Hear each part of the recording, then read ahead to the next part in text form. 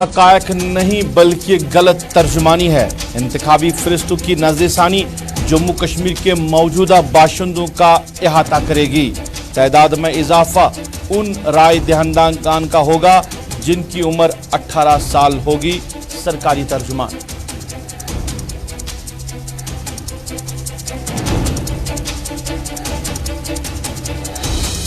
वक़ार रसूल बने जम्मू कश्मीर कांग्रेस के नए सदर। पार्टी लीडरान की मौजूदगी में आज संभाला ओहदा। सबके साथ मिलकर पार्टी को मजबूत करने का लिया हल्फ। वक़ार रसूल वानी जमहूरियत के बका के लिए और कांग्रेस पार्टी के लिए काम करेंगे। कांग्रेस पार्टी हर उस मीटिंग का हिस्सा बनने के लिए तैयार है जिसमें जमहूरियत की बका होगी। रजनी पाटिल।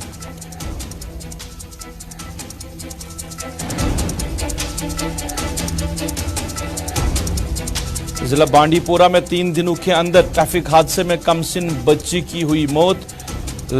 लंकशीपोरा बांडीपोरा में तेज रफ्तार गाड़ी ने 1.5 साला अजवा रशीद को टक्कर मारकर हलाक किया।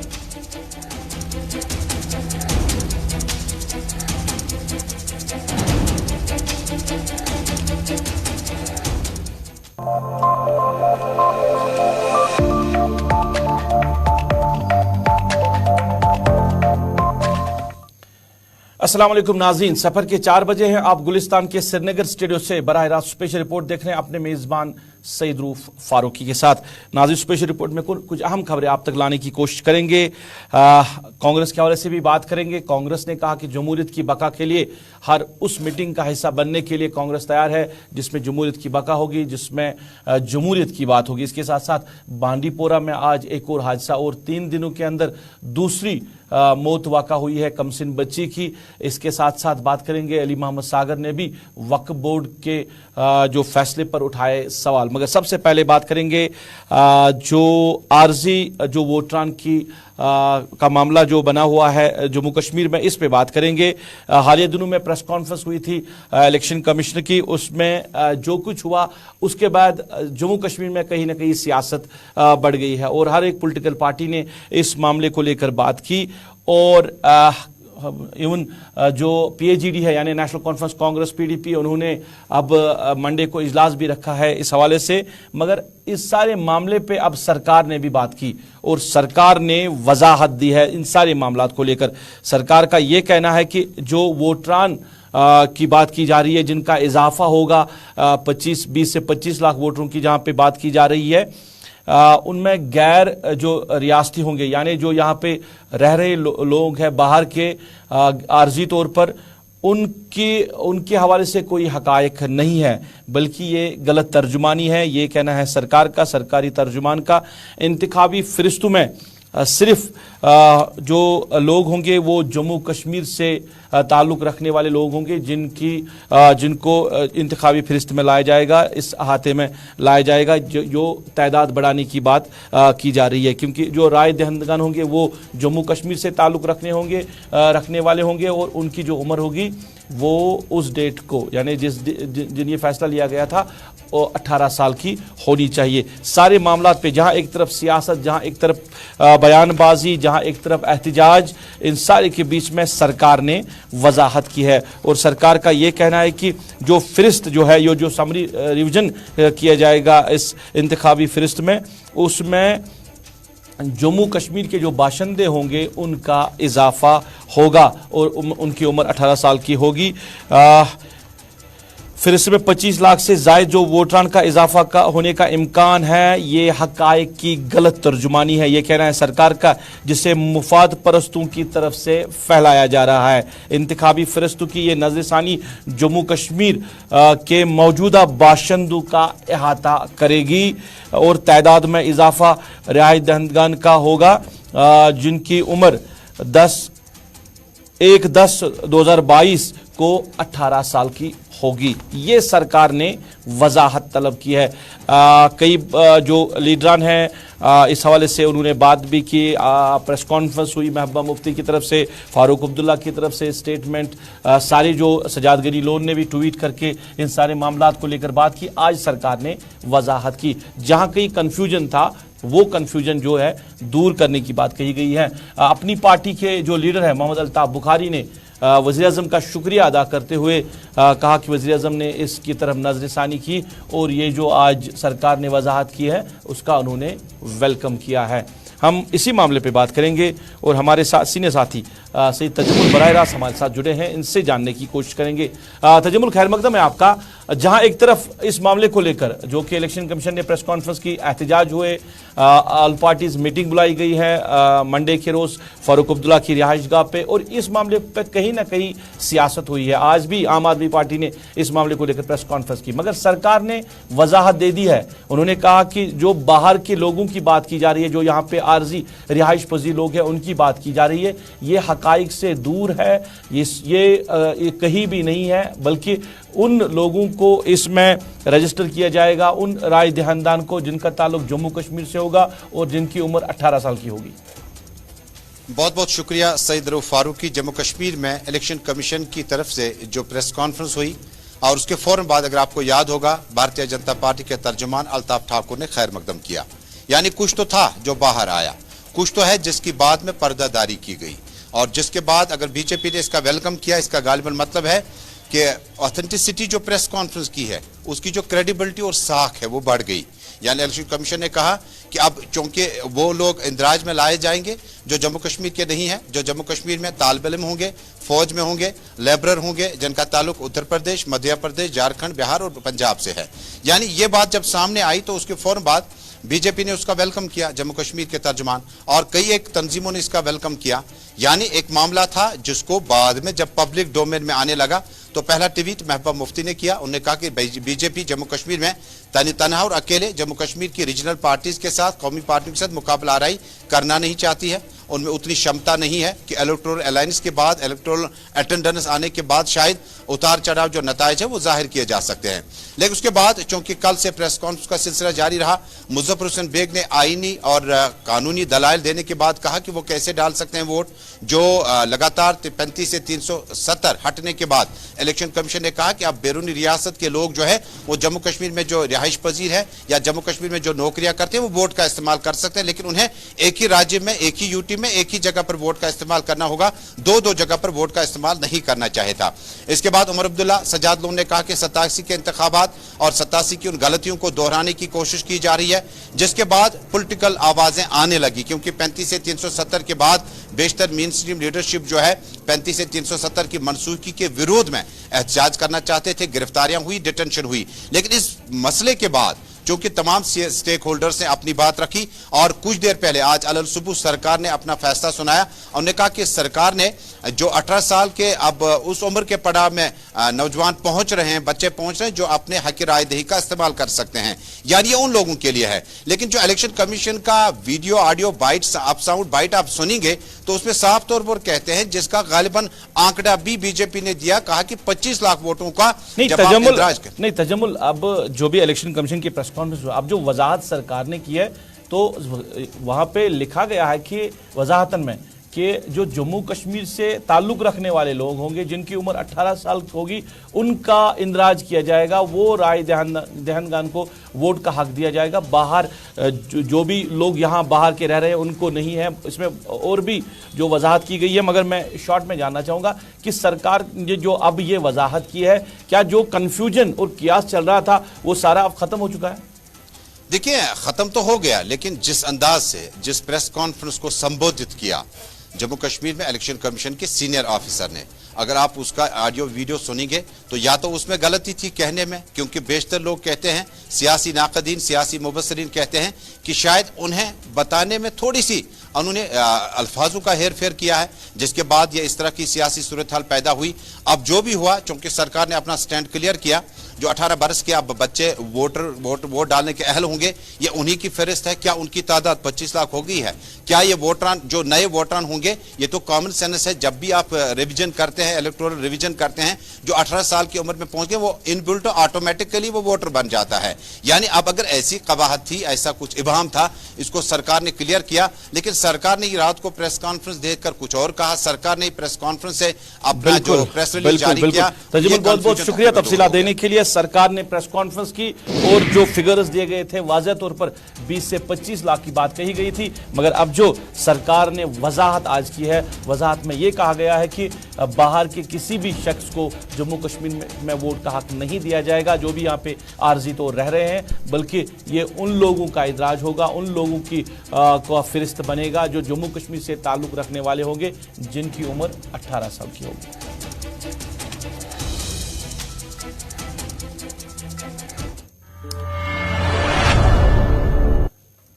नाज़रीन, आज साबिका वज़ीर आज़म राजीव गांधी का यौम पैदाइश है और इस मौके पे जम्मू कश्मीर में कांग्रेस पार्टी ने आज अपने जो उनका नया सदर बना है उसका आज उन्होंने पार्टी ऑफिस श्रीनगर में वेलकम किया है। पार्टी के सीनियर लीडरान जिनमें रजनी पाटिल, गुलाम अहमद मीर, रमन बल्ला, तारिक हमीद करा के साथ साथ बाकी लीडरान इस मौके पर मौजूद रहे और वर्करों की एक अच्छी खासी तादाद भी आज इस मौके पर श्रीनगर के पार्टी ऑफिस पहुंचे थे, जहां पे वकार रसूल वानी ने जम्मू कश्मीर कांग्रेस के सदर का ओहदा संभाला। इस मौके पर रजनी पाटिल ने मीडिया नुमाइंदों के साथ बात की और मीडिया नुमाइंदों के साथ बात करते हुए रजनी पाटिल ने कहा कि कांग्रेस के लीडरशिप में कोई इख्तलाफ नहीं है। गुलाम नबी आज़ाद ने इस्तीफ़ा पार्टी से नहीं दिया है बल्कि उस ओहदे से दिया है जिस पे वो काम नहीं करना चाहते थे। और इसके साथ साथ उन्होंने ये कहा कि जो ऑल पार्टीज मीटिंग बुलाई गई थी उस हवाले से उन्होंने कहा कि कांग्रेस हर उस मिशन का हिस्सा बनेगी, हर उस मीटिंग का हिस्सा बनेगी जो जमहूरियत की परवान के लिए होगा, जिसमें जमहूरियत की बात होगी। रजनी पाटिल ने और क्या कुछ कहा हम आप तक पहुंचा रहे हैं।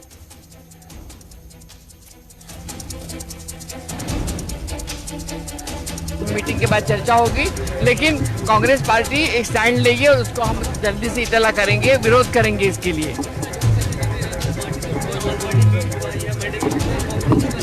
कांग्रेस जरूर हिस्सा बनेगी उसके लिए और जो भी जमहूरियत के पक्ष में होगा वो कांग्रेस पार्टी उसके लिए करेगी।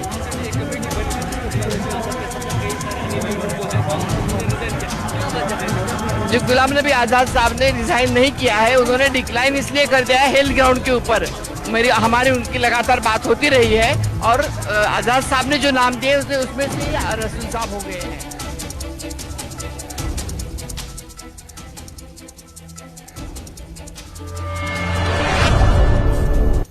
नाज़रीन, खबरों का सिलसिला आगे बढ़ाने से पहले हम आपको सीधे जो लेफ्टिनेंट गवर्नर मनोज सिन्हा जो है वो प्रेस कॉन्फ्रेंस कर रहे हैं, वो मीडिया से बात कर रहे हैं। मीडिया से बात करके वो क्या कुछ कह रहे हैं पहले हम वो आप तक पहुंचाएंगे, उसके बाद खबरों के सिलसिले को आगे बढ़ाते हैं। करने वाले कम लोग हैं, ये एक मिथ्या साबित हुई और बाकी बिजली, टेलीकॉम का नेटवर्क या कैमरा के कारण ये सब सुविधाएं जरूर हुई हैं, लेकिन स्वच्छता, पानी, सिक्योरिटी का प्रबंध भी मैं मानता हूं कि बहुत ही उत्तम था, काबिले तारीफ। और जो फीडबैक मिला है आप सुन चुके हैं। मैं एक बार पुनः आर्मी, पुलिस, अर्धसैनिक बल और पूरे प्रशासन के सभी अधिकारियों का, सभी अपने कर्मचारियों का हृदय से अभिनंदन करता हूं कि जिस तरह से आपने पूरी यात्रा की देखभाल की है और इस यात्रा को अपनी यात्रा समझ करके सबने काम किया। केवल सरकारी जिम्मेदारी है, हम इसके प्रशासनिक सचिव इसलिए हमें काम करना है। मैंने अनेक लोगों को देखा है जो शायद ये मान करके कि हमारी ही जिम्मेदारी है, दूसरे की नहीं, इस भावना से अनेक लोगों ने काम किया है। किसी तरह की अव्यवस्था नहीं हुई, यात्रा सकुशल संपन्न हो गई।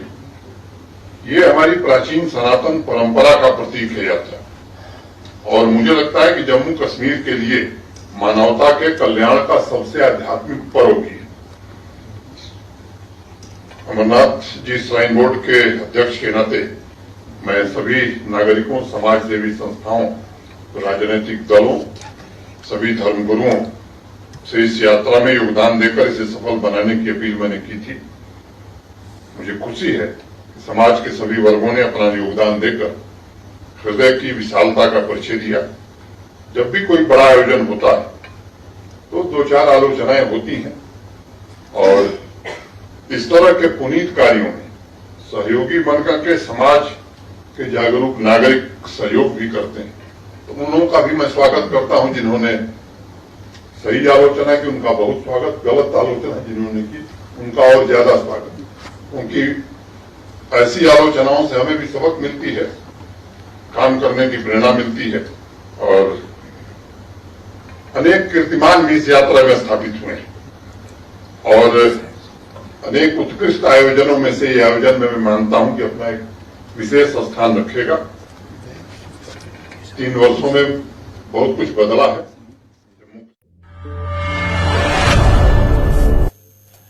नाज़रीन, जरा बात करेंगे सरकारी मुलाजमों के हवाले से। सरकारी मुलाजमों का इल्जाम है सरकार पे कि जो जीपी फंड के केसेस है सरकार के पास है, यानी ट्रेजरीज में रुके पड़े हुए हैं, वो उनको नहीं दिए जा रहे, वो इजरा नहीं किए जा रहे हैं और इसमें जो है ताखीर की जा रही है। काफ़ी वक्त से मुलाजमों ने जो जीपी फंड के मामला जो है मुलाजमों के हैं वो सरकारी दफ्तरों में पड़े हैं, यानी ट्रेजरीज में पड़े हैं या बैंकों में पड़े हैं, मगर रुकूमात उनको नहीं दी जा रही है। हालांकि ये मुलाजमों का अपना पैसा होता है, अपना हक होता है, जिसके लिए भी उनको परेशान किया जाता है। इजैक के जो प्रेसिडेंट है, लीडर हैं इजाज अहमद खान, बराह रास्त हमारे से जुड़े हैं। इस मामले को लेकर बात करेंगे क्योंकि सरकार के साथ इनकी काफ़ी बार इस मामले को लेकर मीटिंग हुई है, मगर कोई खातिर खा फैसला नहीं सरकार की तरफ से सामने आया। इजाज साहब, बहुत बहुत शुक्रिया आपका।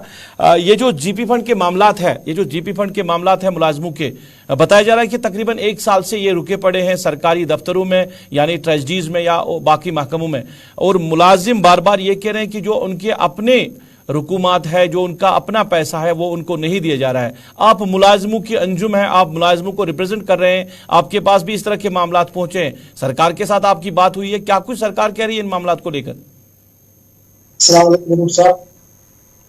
आपका शुक्रिया। जैसे मरकजी क़यादत के लीडरों ने प्रेस कॉलोनी में अपना एक एहतजाज दर्ज कराया है। आपको मालूम होगा कि सरकारी मुलाजिम का जो अपना जायज पैसा जीपी फंड के रूप में होता है, हम वो सरकार के पास जमा कराते हैं और वक्त की जरूरत पर हम निकालते हैं। लेकिन आज बहुत टाइम से, बहुत अर्सा 4-5-6 महीने तकरीबन हमारा जो अपना जाती पैसा है, जो हम तनख्वाह से काट कर सरकार के पास रखते हैं, आज वो नहीं निकल पा रहे हैं। और मेरी लाइफ में 20-35 साल की सर्विस पीरियड में आज मैं पहली बार देख रहा हूँ हमें जीपी फंड के लिए सड़कों पर निकलना पड़ रहा है। और इसके साथ साथ जो हमारे रिटायर सर्विस से रिटायर हुए जो हमारे मुलाजिम हैं, उनके सारे लवाजमात अभी सरकार के पास बंद पड़े हैं, वो काफ़ी परेशानी हाल है। जनाब, आपको पता है कि मुलाजिम जीपी फंड उस वक्त निकालता है जब उसको कोई परेशानी होती है, या तो बच्चों के लिए पढ़ाई में, या घर में कोई बीमारदारी होती है, या घर के कोई काम होते हैं। इसी तरह जो रिटायर मुलाजिम होते हैं तो उस वक्त उनको ये पैसे इसलिए जरूरत पड़ते हैं कि उनकी बच्चे की शादी होती है, घर बनाने होते हैं और बहुत सारे अखराजात और बहुत सारी चीज़ें उनके लिए ये पैसे अहम होती हैं। परसों से तकरीबन 10-15 दिनों से इजाज साहब, आप मुलाजमों की नुमाइंदगी कर रहे हैं, आप यूनियन चला रहे हैं, आप लीडरान हैं, आपके पास भी ये मामलात आए हैं, सरकार के साथ जो बातचीत आपकी हुई है इस मामले को लेकर, या ये मामला जो सरकार के साथ उठाया गया, तो क्या कुछ सरकार का कहना है? क्योंकि काफी ऐसे लोग कह रहे हैं कि 1 साल से ज्यादा वक्फा हुआ कि उन्होंने जो अर्जी दी है सरकार को जीपी फंड के हवाले से, वो उनको नहीं मिल रही है। ऐसा हुआ है कि 5-6 दिन पहले जिससे वर्दी चीफ सेक्रेटरी साहब हमारे डॉक्टर अरुण कुमार मेहता साहब ने कहा था कि मैं इस इशू को देखूंगा और जल्दी इस मसले को हल करूंगा, लेकिन हमें कहीं दिखाई नहीं दे रहा है कि मसले का सही हल निकल आ रहा है। लेकिन अफसोस का मुकाम ये है कि ये हमारा अपना जाती पैसा है। मैं पूछना चाहता हूँ सरकार से, जो हम ये पैसे काटते हैं वो पैसे कहाँ गए? कहीं इससे सरकार को सोचना चाहिए जीपी फंड का पैसा है, अपना पैसा है मुलाजिम का, हम कोई खैरात तो नहीं मांग रहे, यह हमारे खून पसीने की कमाई है। सरकार को इससे सोचना चाहिए। आपके माध्यम से, आपकी चैनल के माध्यम से मैं अपने एलजी साहब, मनोज चैनल साहब से और अपने चीफ सेक्रेटरी वर्दी अरुण कुमार मेहता से यही गुजारिश करूंगा कि हमारा जीपी फंड दे दो। और फिर रिटायर हमारे मुलाजिम हैं, उनमें 30-40-35 साल सरकार की खदमत की, सरकार में रहते आवाम की खदमत की है, वो परेशान हाल है। प्लीज हमारा पैसा हमको दीजिए।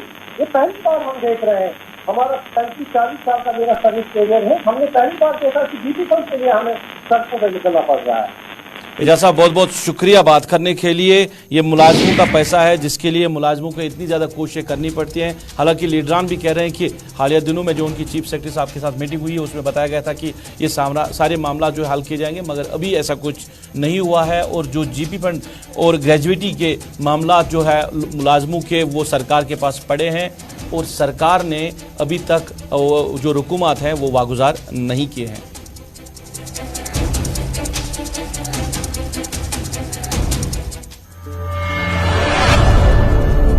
नाज़रीन, सड़क हादसात की बात करें तो आए रोज सड़क हादसात होते रहते हैं जम्मू कश्मीर की अगर हम बात करें, और इंसानी जान जो है वो ज़ाया हो रहे हैं। ज़िला बांडीपोरा की अगर बात करें तो 3 दिनों के अंदर आज दूसरा हादसा पेश आया है और 2 कमसिन बच्चे अपनी जान गंवा बैठे हैं। 2 दिन पहले हाजन सुंबल में एक हादसा पेश आया था जहां पे एक मासूम बच्चा जो है वो गाड़ी की जद में आकर हलाक हुआ था, और आज एक हादसा हुआ है। ये लंकशर रशीपोरा जो है बांडीपोरा का इलाका, वहां पे 1.5 साला अजवा रशीद जो है वो गाड़ी की जद में आकर हलाक हुई है। बताया जाए कि तेज़ रफ्तार गाड़ी ने टक्कर मारी है अजवा को। हालांकि उसको जल्दी से ज़िला अस्पताल बांडीपोरा लेके गए थे, वहां से उसको रेफ़र किया गया था शेर कश्मीर मेडिकल इंस्टीट्यूट, मगर वहां पे वो अपनी जख्मों की ताब न लाकर दम तोड़ बैठी। इलाके में कोहराम मचा हुआ है, औरतें मर्द वहां पे सीना को भी कर रहे हैं। ज़हूर हमारे साथी हैं, उनसे हम तफसीलात देने की कोशिश करेंगे कि हादसात को रोकने के लिए क्या कुछ सरकार कर रही है। खासकर बांडीपोरा की बात करें क्योंकि पुलिस ने हाल ही दिनों में जो हादसा हुआ था वहां ड्राइवर को गिरफ्तार किया। आज भी कार्रवाई होगी, मगर ये जो तेज रफ्तार गाड़ियां चल रही है उनको रोकने के लिए जिला इंतजामिया जो है वो क्या कुछ कर रही है। हजूर खैर मकदम है आपका। आज भी हादसा पेश आया, आज भी एक मासूम बच्ची की जान चली गई है। मैं ये जानना चाहूंगा कि बांडीपोरा में इस तरह के वाक़ात जो है वो आए रोज होते रहते हैं, 3 दिनों के अंदर दूसरा वाक़ा। इन हादसात को रोकने के लिए जो अमला है, पुलिस है, ट्रैफिक पुलिस है, जिला इंतजामिया है, वो क्या कुछ कर रही है? जी बिल्कुल रूफ, अगर हम बात बांडीपोरा से सुबह सामने निकल कर आई एक अजवा रशीद जो खाली 1.5 साल की है, और उसको जो है, हालांकि उसका जो घर है वो सड़क के पास में है, वो वहां पे जो ही बाहर निकल गई तो वहां पे आज जो स्कूली बच्चों को गाड़ी ले रही थी तो उसको टक्कर मारी।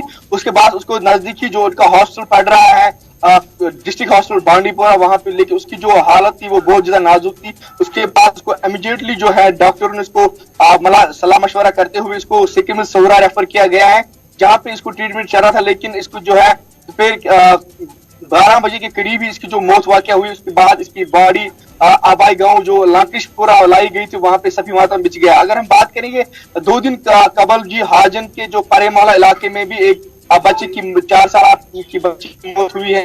तो देख रहे हैं हम दिन ब दिन जो एक्सीडेंट्स का सिलसिला वो बदस्तूर जारी है, और जो तेज रफ्तार गाड़ी, उसका भी तेज रफ्तार गाड़ी जो वहां पे ननवाई था उसकी गाड़ी की वजह से टक्कर आया था। लेकिन आज अगर हम बात करेंगे, आज भी स्कूल गाड़ी की वजह से 1.5 साल जो ये एक बच्ची है अजवा। जरूर ये जानना चाहूंगा कि रोकने के लिए क्या कुछ इकदाम उठाए जा रहे हैं, क्योंकि अगर हम पुलिस की बात करें या ट्रैफिक पुलिस की बात करें या खासकर अगर जिला इंतजामिया की बात करें, गाड़ियां तेज रफ्तारी से चलती है, ना उनको देखने वाला कोई है, ना रोकने वाला, ना पूछने वाला, तो इस तरह के हादसात आए रोज होते रहेंगे।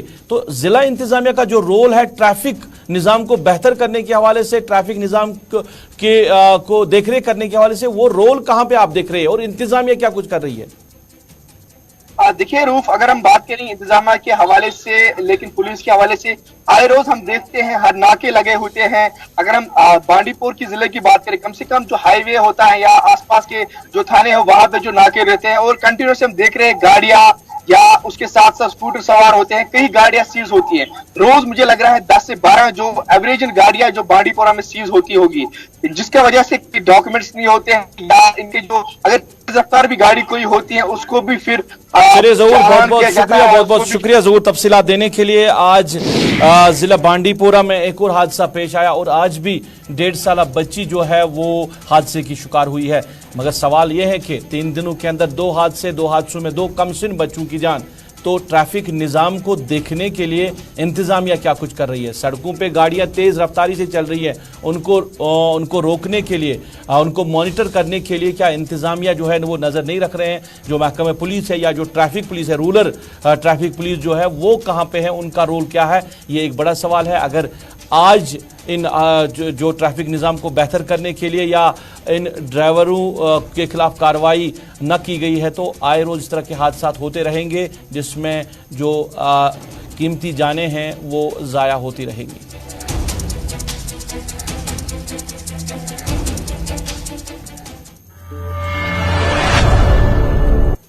चलिए नाज़रीन, इसके साथ ही अभी तक के स्पेशल रिपोर्ट से अपने मेज़बान को दीजिए इजाज़त। आप खुश रहे, आबाद रहे, हमें भी अपनी नेक दुआओं में याद रखें। अल्लाह आपका, हमारा सबका हाफिज़ व नासिर।